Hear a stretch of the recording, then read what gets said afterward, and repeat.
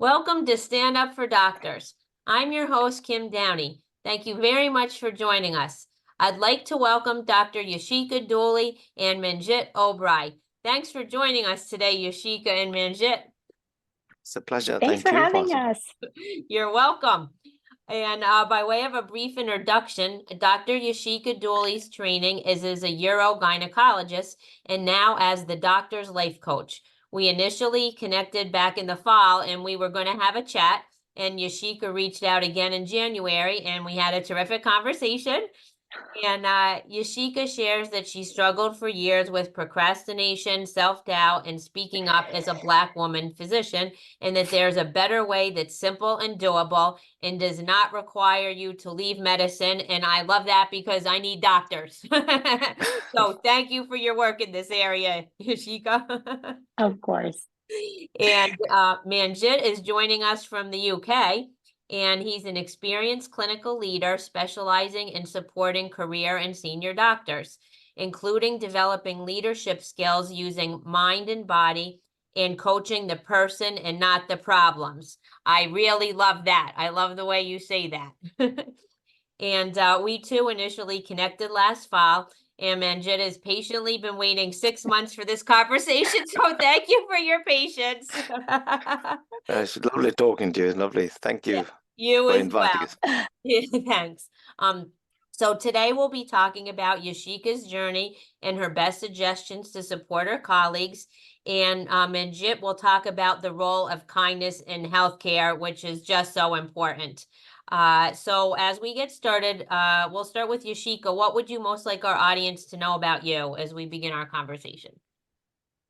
I think that it really is, being a doctor is an evolution. I think that, what I thought being a doctor looked like and how I was going to practice was one way. And then when you actually become a doctor, like, life kind of evolves, and I got married and had kids. And I think that's really, for most people, where they get stuck, right? Like, it's like you have this idea in your mind and it totally doesn't line up with what reality looks like. And for a lot of people, it's hard for them to reconcile the reality with the dream, and then to decide, okay, how do I make this work given what my actual circumstances are like? And that is usually where I meet my clients and other doctors and kind of like help them, decide, okay, what do I want this reality to look like? How do I move forward? And how do I not allow this to stop me from living the career and path that I've always wanted to do? Thank you. I love the way you say that. And on a recent episode with Dr. Tracy Davis and Dr. Seema Desai, we talked about, they said, everything looks great on paper, but why am I not happy? Right. And I think what you're saying really speaks to that. So yeah, I'm sure we'll get more into that. And Manjit, what would you like our audience to know about you? I think sort of the passion to do medicine. I think it takes me back a bit. When I went to medical school, somebody asked me why I wanted to do medicine. And I said, that's a stupid question to the professor. I thought I'd blown my chances of getting into medical school. But he said, we want people to have insight into what medicine is. And I think what Yashika's articulated, it takes a long while to get that insight. You go into a job, you do a job because it is something to do. And as you mature, as you get older, you start thinking, what am I here for? Who am I serving? And what is my purpose? So I think that's what defines us as being. I think what we forget is that we mature as we go along, and the same career that you set out on year one is not the same that you end up with. Yeah, right. Exactly. Yeah. So Yashika, what would you like to tell us about your journey? I like to just tell people that the journey is ever evolving. You never arrive. And that's okay. I think for many people, they think that, if it doesn't look or feel a certain way, they feel like they failed, or when they are having struggles, especially if you are a staff attending, you kind of feel like, well, I shouldn't be struggling. I should know everything. I should be the leader. I should be the one telling everybody. And if I feel uncertain, or if I feel like I'm not able to make a decision, or if the decision that I make doesn't turn out the right way, it's easy to have imposter syndrome or feel lots of shame and doubt.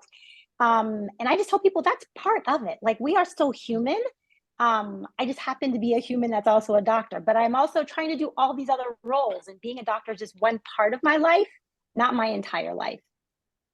Yeah, that's terrific. And so many doctors come on here and say we're human. And I've said it before, but it's like, well, you'd think on one hand, well, of course you're human, but it's just the things that are expected or the way other people, sometimes look at doctors. I think it's like machines or robots, right? And not really as human. So, Manjit, what would you like to say in response to Yashika? I think it's what we taught earlier on in medical careers, aren't it? Sort of to keep our distance from our patients. We taught that very early on. And I think that's probably the wrong thing to do in a way, that we are human. So we will link with humans. We will feel their suffering. So we will go home some days when we're exhausted.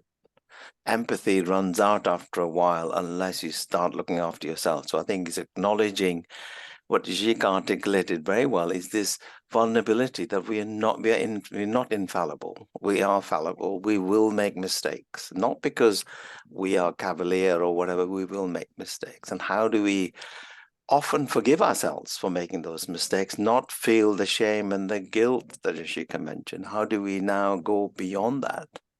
And what is underlying that feeling of infallibility?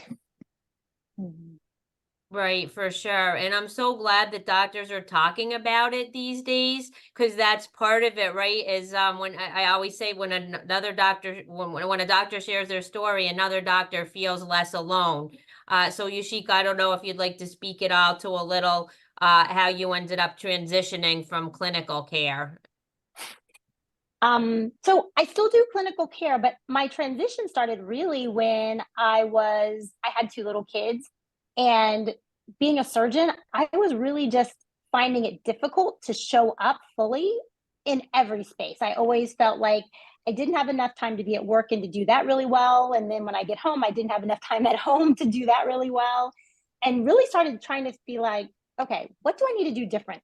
Am I just not cut out for medicine? Do I need to step back? Do I need to try to find something that's maybe more administrative? And that's how I found coaching, and really found my own coach, and was able to work through, that what I was really doing was all fine, right? It wasn't just that I was doing it wrong, that I was having completely normal feelings, and that they're just things that are not taught and we don't talk about. And so when you feel like you're in a silo, when you're feeling like you're the only one, it's easy to start to doubt yourself. And so I then, after finding my own coach and working with them and being like, oh, I really do still love medicine. I can really do this. I can make it all work. And finally had that passion again. I wanted that to bring that to other people, because I was just also noticing, especially for a lot of women that were dropping out. Like, they were just like, I have these little kids. I have all of these overwhelming responsibilities. I've outsourced as much as possible at my house. But still, I don't feel like I have enough time to give them to devote to any one thing. And I wanted other doctors and women to know that if you still have a passion to be in clinical medicine, there are ways to still make it happen. You can still be present both at work and at home. And you don't have to give up your dream if it remains a dream that you want to live. Yeah, right. 100%. What does that bring to mind for you, Manjit? I think what Yashika said resonates a hell of a lot. I think there were two transitions for me. One was when I chose to give up half my clinical post, so to speak, to become a senior education lead as became an associate dean for education. Started understanding, to having the time to, I suppose, concentrate on education and training largely rather than service driven, because there was a transition then and that sort of got you thinking as to what are the difficulties for the doctors that you come across in work, because you see them in work, you sort of don't have a sort of a relationship with them. And the second transition was when I actually left the clinical bit to become a medical director. So went into the management side, as in the United Kingdom, they call it going to the dark side, because you're no longer a doctor, because you're now a manager. You don't understand me. I'm sure you've heard all of that. And that transition led to being a chief executive later on in the thing. And so therefore you start running a hospital, start seeing the holistic join up. So looking after people became your day job, that you've got to look after people that work for you, with you. And it's important that in healthcare, we don't forget that we work as part of a team, that medics can only do something without the rest of the team. And kindness, compassion for your colleagues is massively important. So we need to start sort of making sure that all members of the team are looked after. And I think that's sort of the transition. But overall, in terms of kindness and compassion, it goes across the patch. We are compassionate to our patients, yet we're not compassionate to ourselves, to our colleagues sometimes. Mhm. And the social isolation that currently people have of working shifts in the UK, you never see each other. You cross those relationships that we had before when we worked all together for longer hours. Okay, not saying that's acceptable either, but we lost that, I think. Mhm. Yeah. Right. Does that bring something to your mind, Yashika? No, I think it's definitely true. I think a lot of doctors feel isolated and alone. And it is amazing how I can work even during same shifts with people around me, but never see them, right? They're doing their clinic and seeing their patients. I'm in my clinic seeing my patients, or I'm in my OR and I'm kind of doing my thing and they're right next door in their OR, but you actually don't ever cross paths. And so you can be with people every day, but never have meaningful connection and conversation. And so even though you're surrounded by people all day, you still can easily feel alone. Like, I haven't actually talked to anybody to talk about myself, to talk about something that matters, to talk about what I'm struggling with. And so I think that's really true, especially now when there are more burdens and people are working shifts and people are trying to get home, that there's less time to actually just be with one another. Yeah, 100%. And Manjit, how are things going for you? I know you said they talk about that here too, like going to the dark side, right? When you go to administration. So how have you been received in some of your roles? And do you feel like by emanating kindness that people have come to accept that role, and that you are, we're all working towards the same things? I think, yes, to a large extent, you've got to demonstrate that you mean what you say. And there's so much political correctness that senior leaders espouse certain things, these are our values. But if you don't live your values, if you don't live them every single day, then people don't trust you. So I think you've got to gain their trust by your deeds. Words mean little because the deed's important. So people have accepted me in different roles, I suppose with various degrees in terms of some have accepted me more than others. But from coming back to what I belong, in a sense that I've come back full circle now, that's sort of solely work with doctors that are now finding themselves in challenging places. And my job is as a coach in terms of supporting them. So how do you actually get across that? And what are the sort of hurdles? What are the challenges? And I think I don't share some of the despondency that's around by the medical profession, because I think we've gone through challenges. We've gone through many, many challenges through our lives, and we've come through the other side. Because as human beings, we are far more resilient than we're given credit for. Yeah, that's very true. So what was your transition like, Yashika, after you received coaching and things like that? So maybe speak a little like how you were feeling before and how it really Yeah. helped you. So I mean, the transition was pretty much the same. For me, it was being able to come back with a renewed sense of purpose and really being able to constrain what my priorities were, and really being like, it's okay just to focus on these things right now. Really, I think before I was maybe trying to stretch myself too thin, having two little kids, but I was still trying to have the research, write all the papers, do all the things with the residents, as well as see clinic and do the OR. And there just wasn't enough of me to go around. And I think I just had to really at that moment be like, I'm going to have to let some of these things go for a time, just to allow myself to still enjoy clinical medicine, but also have time for my family. And so I think we're not always given permission to do that. And I think that's what my coach allowed me to do. They gave me permission that I could just kind of constrain and be like, I can come back to these other things later, but in the moment, I just needed to decide what are my priorities and knowing I could pick them up in 3 or 5 years and that was okay, which I think was hard for me to do before because I felt like people were going to think I couldn't cut it, I was a failure, or I was quitting on things. And really, I just needed to communicate with them that right now, I just didn't have the bandwidth. I didn't have the time. I wasn't able to do all those things and be able to spend the time that I needed with my little kids. Right. I understand that. And I think a lot of it, right, is setting boundaries. And from my understanding, women physicians, I don't know, would you say, Manjit, it's the same in the UK, that face even more that they have to work even harder to prove themselves? I think what Yashika said resonates with a number of doctors I see every week. Exactly the differing priorities, family life, personal life, work life, clinical life, or research life. And I think it is more difficult for our female colleagues because the challenges they face. I mean, as one of them articulated recently, my husband doesn't have to come and cook tea when he finishes work, even today. So whereas I'm expected to come home and cook tea and look after the children because he's had a busy day. So what about me? So I think that's not unusual. So I think what we've got to say is we all work towards that end. Boundaries, as you said, are hugely important. How do we draw those boundaries? How do we learn to say no? And no means no. Not having to explain, I'd love to do this, but no, I don't want any of that. No means I can't do this. I'm going home. And I think it's having that foresight. And I suppose people listening to that, actually somebody has said no and why they've said it and respecting that. So I think boundaries, as Kim said, is absolutely important, hugely important. How do we draw those boundaries? And sometimes these boundaries get blurred. Oh, can you stay in longer tonight because we've got a research project? Well, okay, on this occasion I can, but it becomes a regular event. And I think related to that, it's what's in your mind is what it means to be a good doctor, right?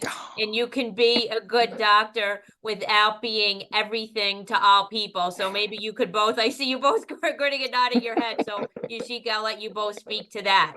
Is how we have to change what we think about is what is a good doctor. Yeah, I mean, I think a lot of it's just the conditioning too. When I was a resident, I mean, we didn't have work hour rules, and the attendings I worked with, they were always on labor and delivery. They were always there. Nobody covered for them, and so you had this idea of that's what it was gonna take for me to be a good doctor. That's how you take good care of your patients. And even when you see things on TV, right? It's like they're always in the hospital, and I think it's this idea that that is not what's required. But when that's the way you've been conditioned, when that's the way that you've been trained in medicine, it's really hard to let go of that and to see another way and to be like, that also can work. Yeah, absolutely. What would you like to say to that, Manjit? I think the whole concept of inverted commas, what is a good doctor? I mean, I ran a training session the other day and asked them a question: what is a good doctor? Who defines a good doctor? You get referred to the General Medical Council guidelines. I said, okay, does that make a good doctor? We have an increasing number of trainees that are neurodivergent. Their way of seeing the world is different from mine. Does that make them less of a good doctor than somebody else who's neurotypical? So I think we've got to start asking ourselves a question: what is a good doctor?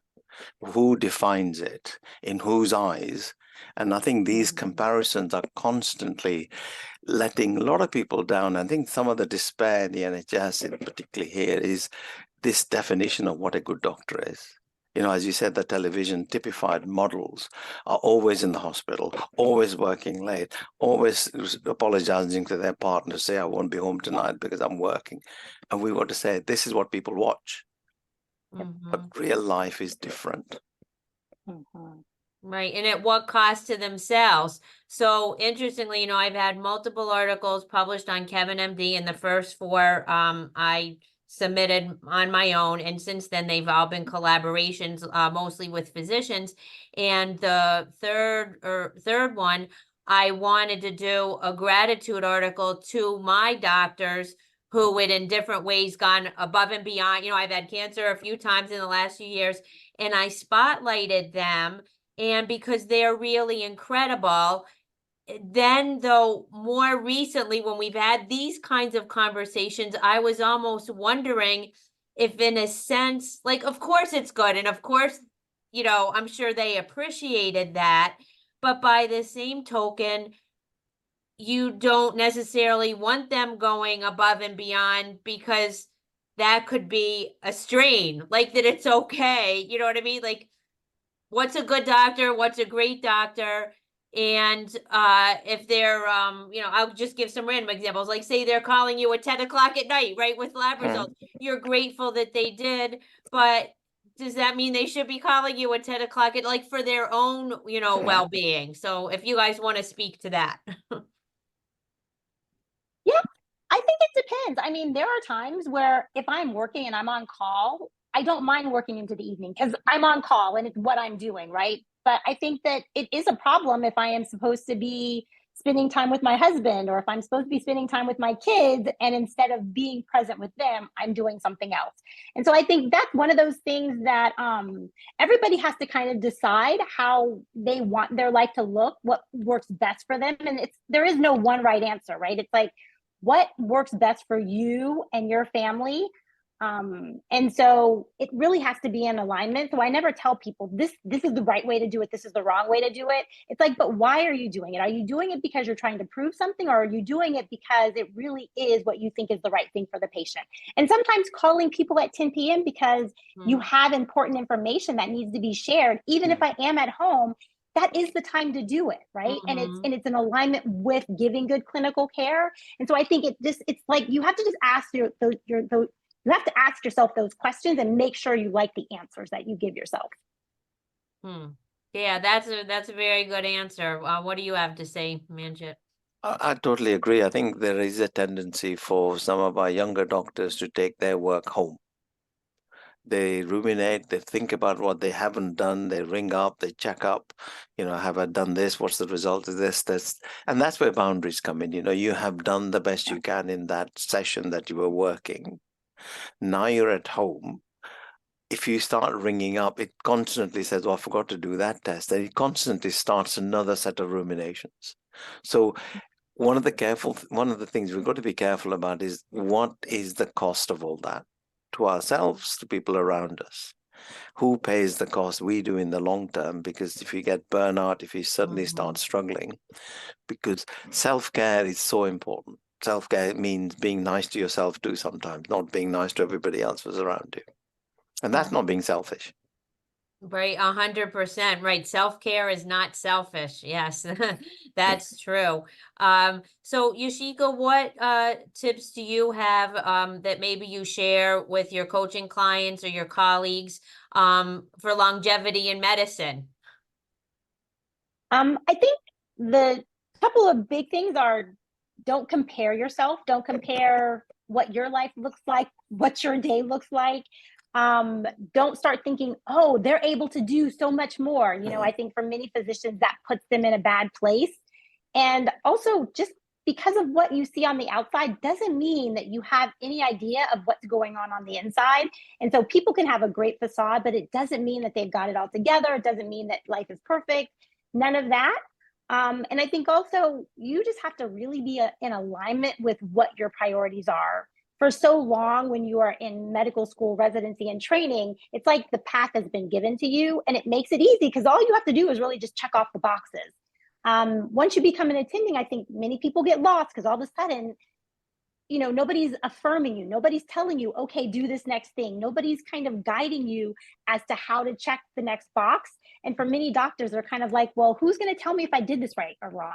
Who's going to tell me what's the next thing I need to do? And it's like, it's okay. You don't need somebody to do that. You can now do it for yourself and be okay now charting your own path and making your own way.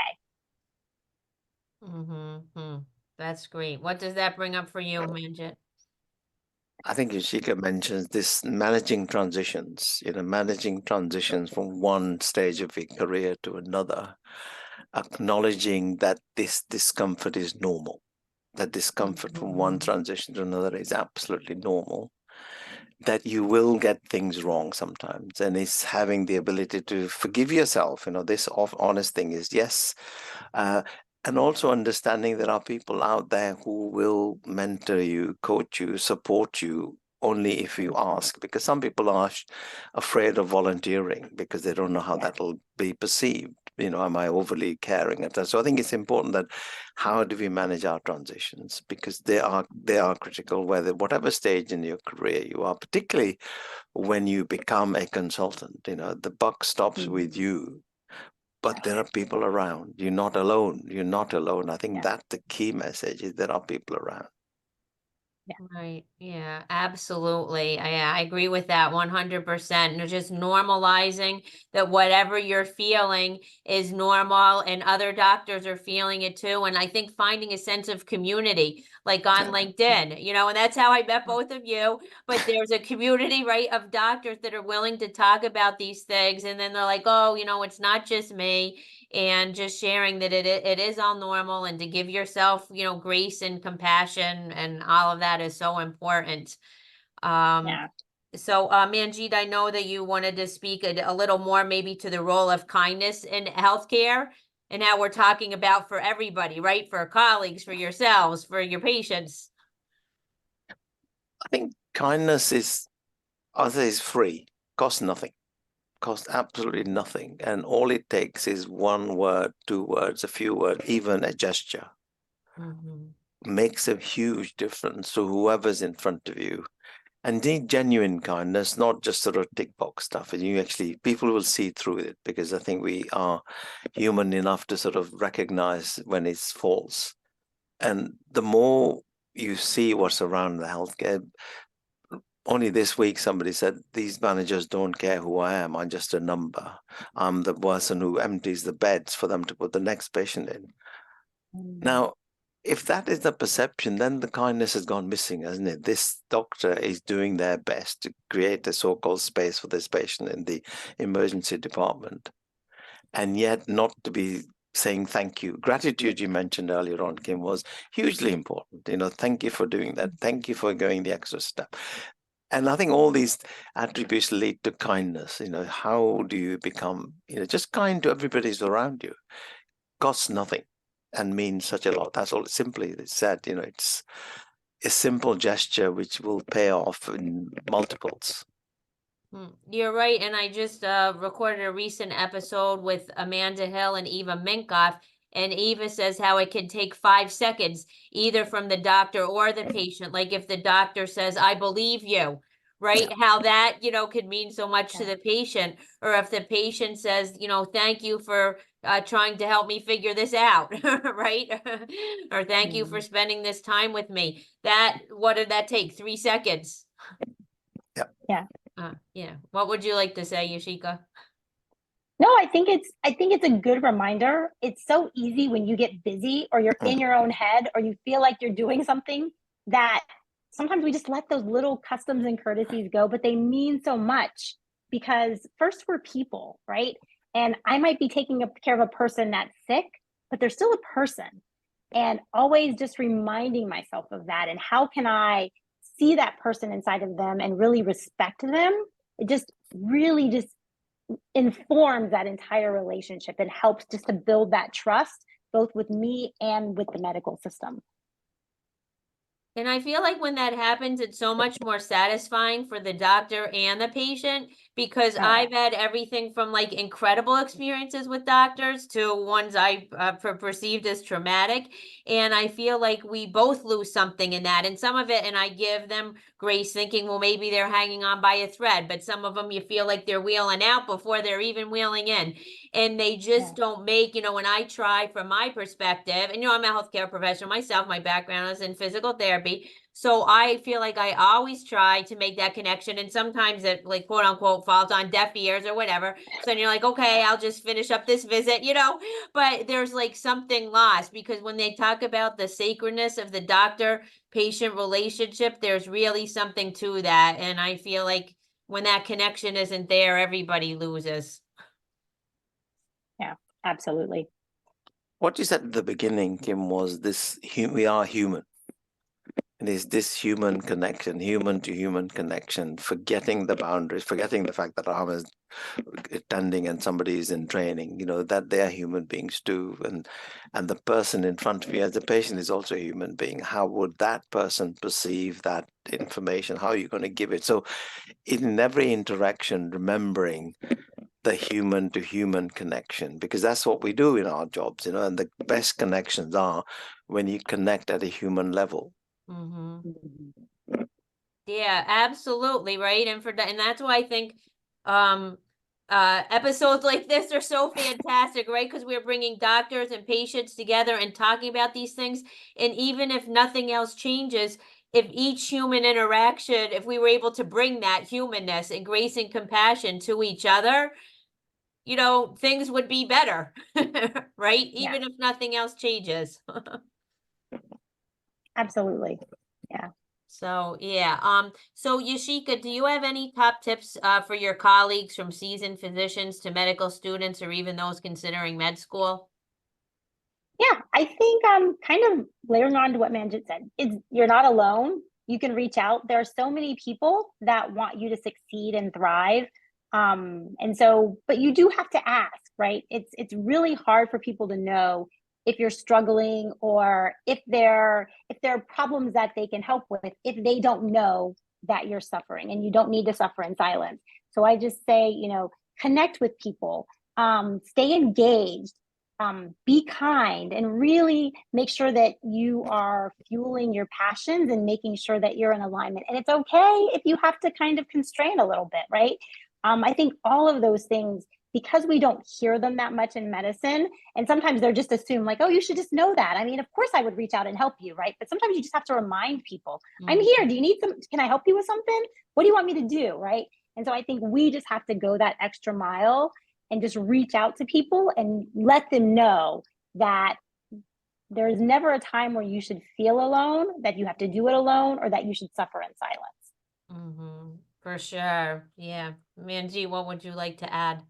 Well, there's not a lot to add, as Yashika has articulated exceptionally well. I think sort of thing to remember is that we all struggle when we get out of our comfort zone. And I think sometimes what people label as imposter syndrome is just that discomfort. Mm-hmm. It's just that discomfort, acknowledging that discomfort to say, yes, this is uncomfortable because I'm stepping up from one place to another is a step forward, because sometimes labeling it makes you the victim. I can't do this because I've got imposter syndrome. You've got to be careful how we speak to ourselves. The key message would be, first of all, don't take yourself too seriously all the time, because there are going to be easy moments. Enjoy those. And secondly, question some of your assumptions, because if you're not careful, your assumptions will become your beliefs, because some of the assumptions are incorrect. So until you start questioning some of your assumptions, they will become beliefs. So one of the key things is to be aware of those assumptions, which lead to sort of beliefs and then behaviors, etc. So that's the sort of seed of caution, I think. And that sometimes you need someone else to reflect that back to you. And right. And even if you are a coach, sometimes you still need, a coach or a counselor or a therapist or a minister or, someone to reflect back, because sometimes we have trouble seeing those things in ourselves. And Yeah. Yashika, and I know you both about to like that you're not alone. So I've shared free and confidential resources for physicians, a list of that. And of course, some people might confide in their colleague, or like we said, there's therapists, ministers, friends. Do you have any tips or suggestions for someone who's struggling so they don't feel that they're alone? I always say you can reach out to a colleague.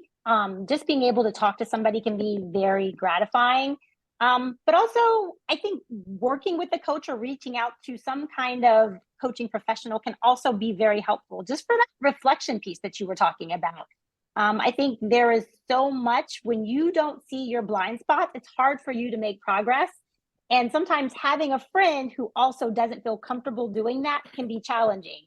But when you're working with somebody and their job is to highlight and reflect back, where might you be getting this wrong? Where might you be having assumptions, like Manjit said, right? And where might you be forming beliefs that are not empowering, right?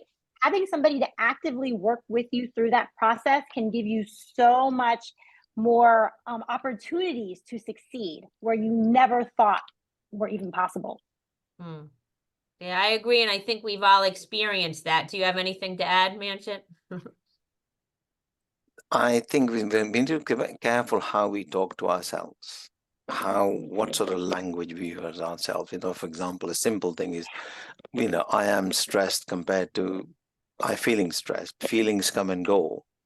Personality stuck. So how do we talk to ourselves makes a big difference. Knowing the fact that this feeling of stress will disappear in half an hour when I've had a cup of tea or sat down and talked to Yashika or Kim, and it's important how we talk to ourselves. If we talk ourselves down all the time, everything is hard, everything is tough.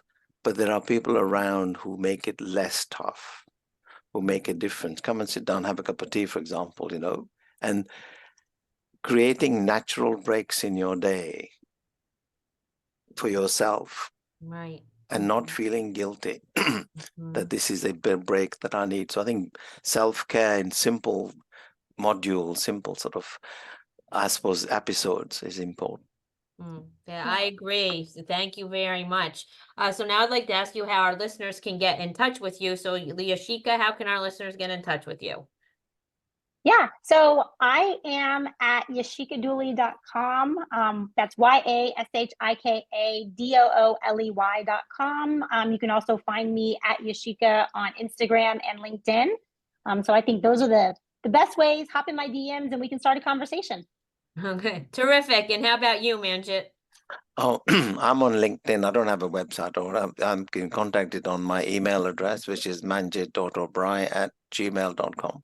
Okay, all right. Well, that's terrific. Well, thank you both very much for joining me today. I thought it was a terrific discussion that will really support your colleagues, and I really appreciate you both. Thank you. Thank you. Thank you very much for having us. Okay, you're welcome. So in closing, to move the needle in healthcare, we all need to raise our voices and we all need to care about each other. We already know that doctors need to care about patients. Patients need to care about doctors too. So stand up, doctors, and let's stand up for doctors.